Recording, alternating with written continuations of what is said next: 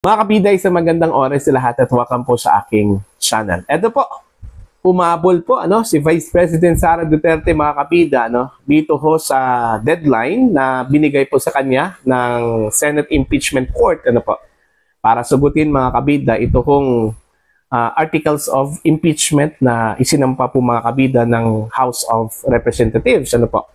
Kung maalala po ninyo, after na na-convert ito hong Senate into an impeachment court, mga kabida, pinadalhan po ng summons, ito hong si Vice President Sara Duterte para sagutin ito hong asunto po, ito hong complaints na isinampa po, ng House of Representatives laban ho sa kanya, mga kabida. Binigyan lang po siya ng 10 araw, without extension. At yung ika-10 araw po ay kahapon po yun, mga kabida. Yun po yung deadline na binigay ho ng Senate Impeachment Court.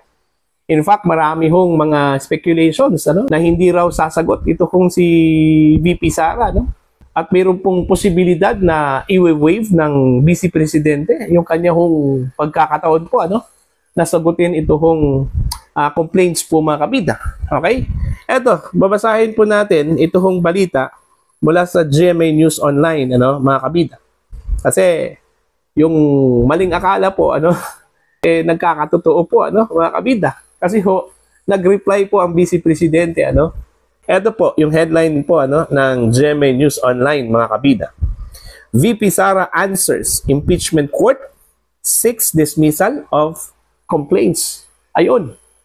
Hindi lang po sumagot, hiniling pa po, sa impeachment court, mga kabida, ito hong pagbasura po, ng verified impeachment complaint laban po sa Vice Presidente, mga kabida.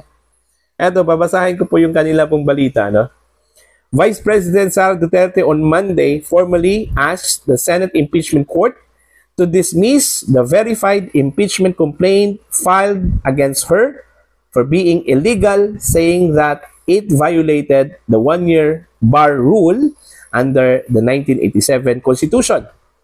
The Vice President, in her answer, ad cautelam with caution, filed in compliance with the Senate Impeachment Court order, was referring to the constitutional provision allowing only 1 impeachment complaint to be filed against an impeachable officer per year. Ayun. Yung kanila pong contention ho dito, argumento po, mga kabida, yung pang-apat po na impeachment complaint na ginawa pong articles of impeachment po, mga kabida, violative na po daw doon ho sa 1-year bar rule, Since meron pong prinoseso po na first 3 complaints, impeachment complaints dyan po sa House of Representatives, Yung 3 impeachment complaints isinampa po, mga kabida, noong 2024 pa po. Okay? And then yung pang-apat, ito hong ginamit po bilang articles of impeachment po, mga kabida, 2025 na po, ngayong taon. Nung Pebrero ata, mga kabida. So, kung titingnan po natin, 2 impeachment complaint within a year ang isinampa po, mga kabida, ng House of Representatives. Kaya nga, ang sabi po ng kampo po ni VP Sara, hindi yun pwede, Okay? Lumabag yun sa 1-year bar rule sa impeachment proceeding po, mga kabida. Eto, patuloy po tayo, mga kabida, sa balita.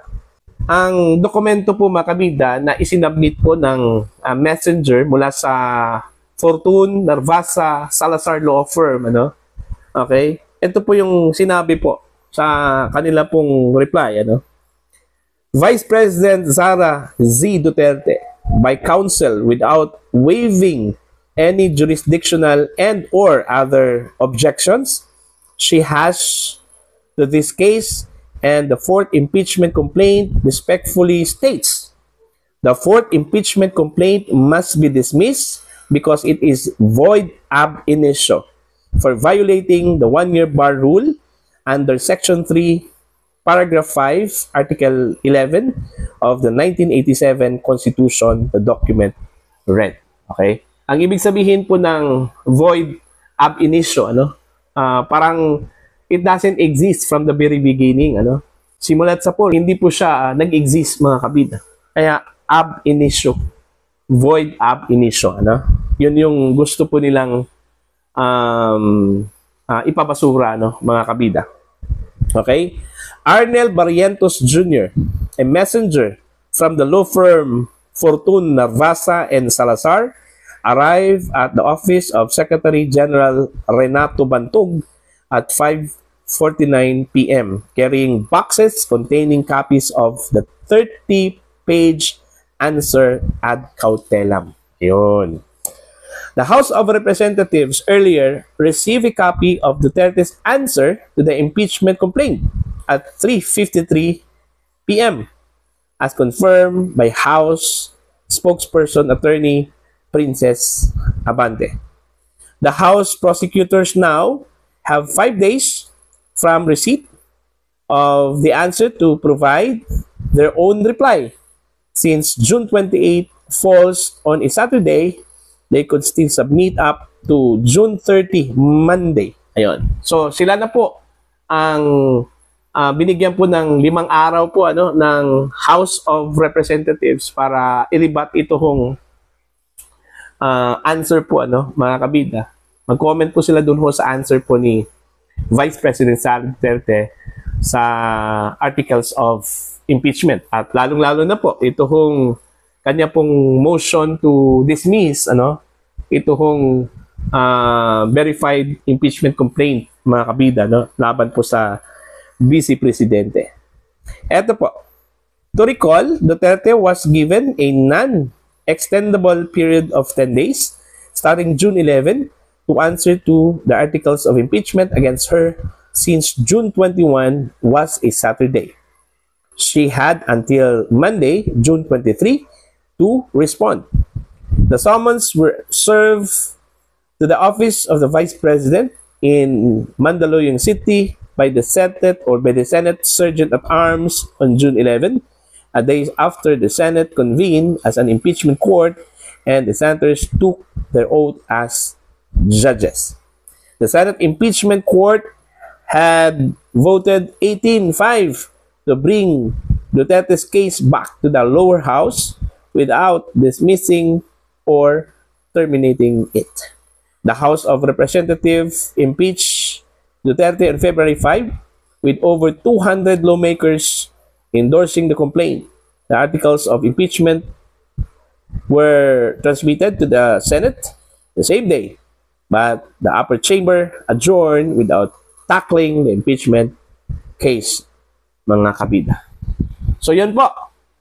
At least nakahabol po itong si VP Sara, mga kabida. Meron kasing mga speculation, kagaya ng sinabi ko po kanina, may mga speculation, yung sinabi po ni former Supreme Court Senior Associate Justice Antonio Carpio na baka hindi sumagot si VP Sara doon po sa articles of impeachment, sa summon po ng impeachment court, parang i-waive na po ng Vice Presidente yung kanyang karapatan po na sumagot, mga kabida. And most likely daw, baka daw isa-cite in contempt itong Vice Presidente, mga kabida, kung sakali hindi ito sumagot, mga kabida. Pero yun nga sa maling akala po, nangyari po yun, mga kabida. Sumagot po ang Vice Presidente. Kaya hanggang speculation lang po yun, yung sinabi po nila na hindi sasagot ang Vice Presidente po, mga kabida. Anyway, ang maganda po doon, yung bombshell po doon is yung motion to dismiss. Okay? Yung motion to dismiss. Kasi kung naalala po ninyo, yung sinabi po, mga kabida, ng isang spokesperson po, itong spokesperson po ng Senate Impeachment Court na si Attorney Reginald Tungol, may suggestion po kasi siya, na naging controversial, mga kabida, Sinabi po niya, dapat daw kung siya daw yung defense, magmo-motion to dismiss po siya, mga kabida. Kaya pumalag yung spokesperson po, mga kabida, ng prosecution. Ito si Attorney Bukoy, na parang nag-aabogado daw ito si Attorney Tungol kay Vice President Sara Duterte, mga kabida. Okay? Kasi bakit po sinadjust po niya ito hong motion to dismiss, ano? Dapat ang gagawa po niyan, ito hong defense, mga kabida. Ano? Although, sinagot po yan, ano, ni Attorney Tungol, kasi sabi po niya, by his observation, ano, at professional observation po, posibleng yung gagawin po ng, ng defense. Ano? Pero ang gusto lang, ang pagkakaintindi ko po mga kabida doon po sa argument po ng prosecution, dapat wag mong bigyan ng, wag mong pangunahan yung defense. Kasi nasa korte ka impeachment court ka Para bang ang nangyari po, binigyan po ng clue ni Attorney Tungol itong defense na yun yung gagawin po nila, mga kabida. Alright?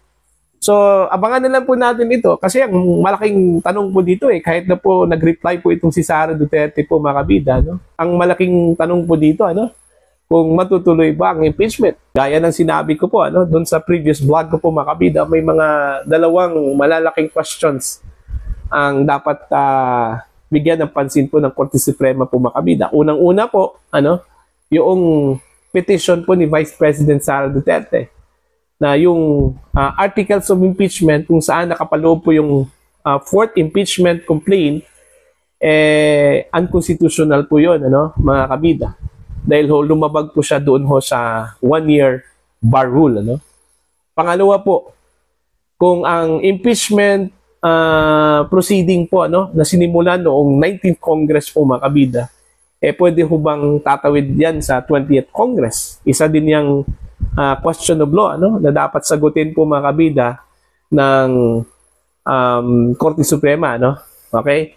Halimbawa, dito ho sa motion po ni Sara to dismiss, kasi ang ground po niya is violative doon ho sa Article 11. Okay?